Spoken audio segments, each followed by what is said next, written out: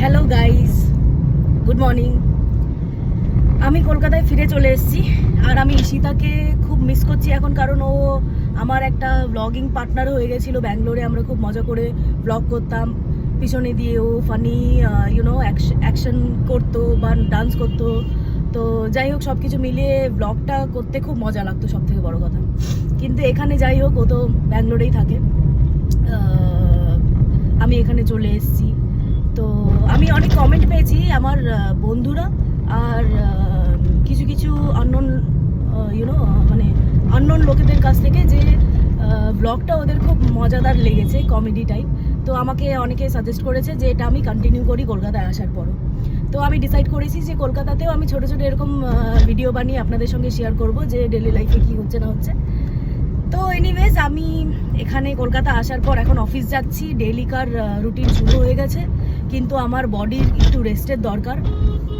আমি খুব মানে এই কয়েকদিন খুব মজা তো অবভিয়াসলি করেইছি, খালি ঘোরা খাওয়া এসব সবই করেছি, কিন্তু বডির রেস্টের খুব দরকার। এক সেকেন্ড। হ্যাঁ, তো তাই এই এন্টায়ার উইক তো আমার যতদিন বাকি আছে আর ততদিন তো আমার অফিস আছে। তারপর আমি চেষ্টা করব, তারপর আমি সানডে আমি ডিসাইড করেছি আমি সারাদিন খাবো আর ঘুমাবো, কারণ আমার একটু ঘুমের দরকার আছে। চোখ মুখের অবস্থা একদম খুব খারাপ আমার।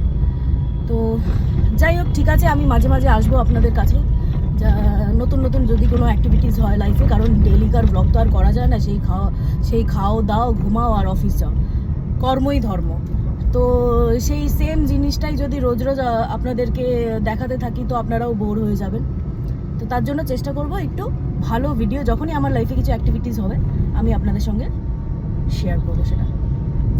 ওকে, সো বাই ফর নাও।